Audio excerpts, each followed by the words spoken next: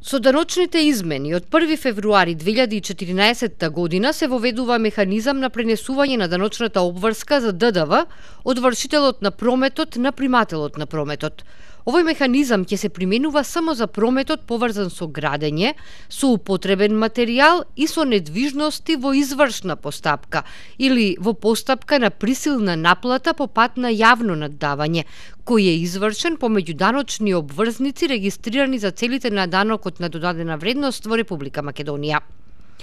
Од 1 февруари годинава се најавува и даночно ослободување на прометот со инвестициско злато, а во функција на заживување на производството, трговијата и депонирањето на златото, како и промовирање на употребата на злато како финансиски инструмент и средство за инвестирање. Од 1 јули годинава годишните ДДВ обврзници преминуваат во 3-месечни ДДВ обврзници. Прв даночен период за нив ќе биде од 1 јануари до 30 јуни, а понатаму даночните пријави за ДДВ ќе ги поднесуваат тромесечно.